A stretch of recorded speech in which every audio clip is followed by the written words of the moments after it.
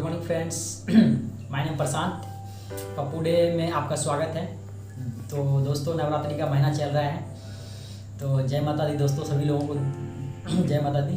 तो अभी आप लोगों के सामने एक मैं कहानी सुनाने जा रहा हूँ। मतलब जो जैसा करता है वो वैसा पता है, तो इसलिए मैं उस कहानी में एक सेठ जी थे, जब जो ज़मींदार थे, और उसके पास दो नौकर रहते थे, सोहन और मोहन। मोहन वो काम करने में मेहनती आदमी, इसके बाद सोहन वो कामचोर, मतलब काम ना करना, मतलब वो किसी भी तरह टाइम पास करना। अब मोहन था कि पूरा दिल से काम करता था, जो भी करते। तो किसान जब भी देखते थे, दोनों को देखते थे, तो उसको ऐसा लगता था कि सोहन काम करता है, सोहन काम करता है और मोहन काम नहीं करता है। क्योंकि सोहन क्या करता था, काम धाम पूरा मेहनत से करता था।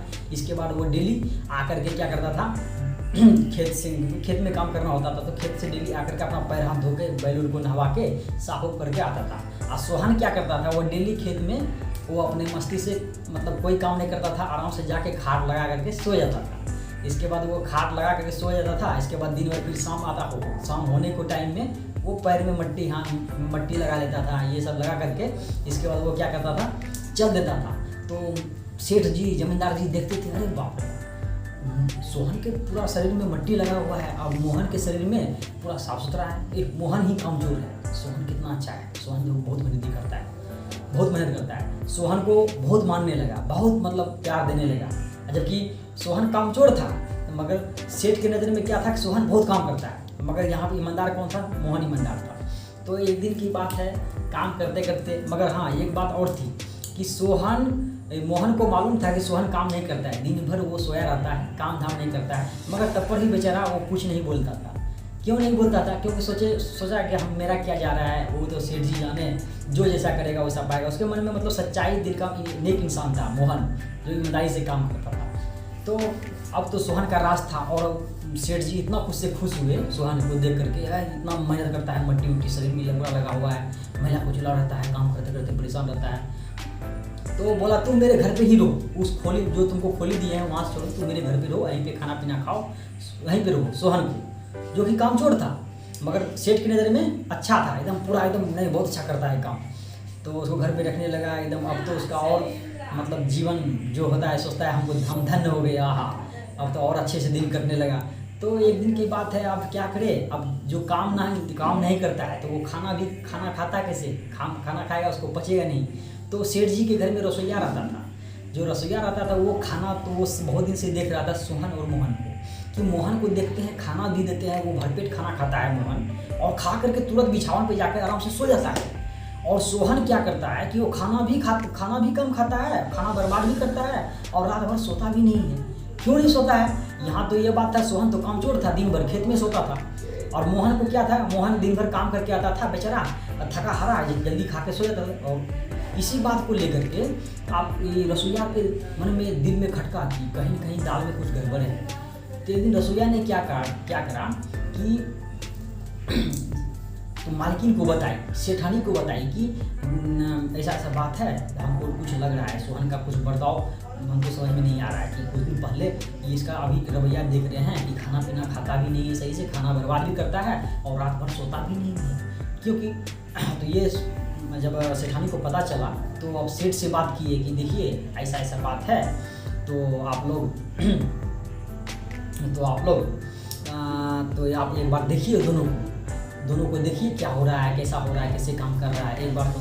तब सेठ जी भी नहीं सोचे, ठीक है, महारानी का भी बात रखा जाए, सेठानी का भी बात रखा जाए, आखिर क्या किया जाए, कुछ ना कुछ तो करना ही पड़ेगा। तो जब देखने के लिए गए सेठानी को, सेठानी जब बोले कि जाके देखिए खेत में, तो देखा कि सेठ खेत गया और दोनों को देखा कि काम क्या कर रहा है, कितना काम कर पा रहा है, तो कौन कितना काम कर रहा है। सोहन को देखा कि दिन भर खाट पे सोया हुआ है, और मोहन क्या कर रहा था कि दिन भर मेहनत करके काम करता था, एकदम पूरा लगता था कि उसका अपना काम है मोहन का। तो दोनों का काम चोरी पकड़ में आ गया। सेठ जी बोला, वाह, कितना मोहन को हम कितना गलत समझ रहे थे, मगर मोहन ही बहुत अच्छा काम कर रहा है और सोहन दिन भर सोया हुआ है। तब दोनों को बुलाया जाए। तो सोहन आया। सोहन तो उसी के घर पे रहते थे, सेठ जी घर पे, जो कि कामचोर था। सोहन को बोला, तुम मोहन को बुलाओ। तो मोहन को बुलाया गया, तो मोहन के लिए कपड़ा दिया गया कि कपड़ा उसको दो। सोहन को अजीब लगने लगा बर्ताव, सेठ जी का बर्ताव, कि ऐसा इतना मान आदर कैसे करने लगे, उसको घर पे बुला रहा है। खाना लगवाया।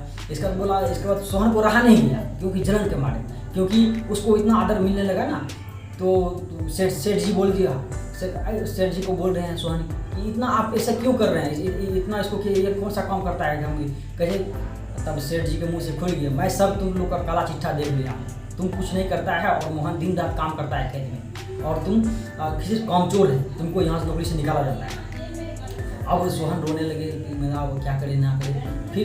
फिर क्या कहा, चलो ठीक है। तो फिर मोहन ही बोला, साहब इसको रख लीजिए, इसको अपना गलती का एहसास हो गया। तो इसके बाद क्या हुआ, फिर सेठानी अपने मतलब सेठ जी को बोले, जमींदार साहब को बोले कि देखिए ऐसा मेहनती लड़का बहुत कम मिलता है, तो हमारी एक बेटी है, उसी से इसका शादी करा देते हैं। आप क्या कहते हैं, आप इसके बारे में बात बोलिए। तो सेठ जी तैयार हो गए, वाह इतना मेहनती लड़का हमको कहाँ मिलेगा। तो मोहन से उसका शादी करा दिए।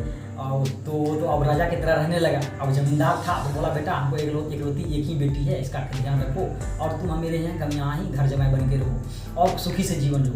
तो देखिए दोस्तों, सोहन तो बहुत कामचोर था, तब पर भी मोहन ने उसको दया दिया, उसका सजा मिल गया, जितना उसको सेवा मिलना था उसको अपने हिसाब से कर्म मिल गया। मोहन जितना मेहनत करता था उसके अनुसार से उसको फल, मतलब जैसे को तैसा, जो जैसा किया उसको वैसा फल मिला। देर से मिला मगर मिला, बहुत मिला।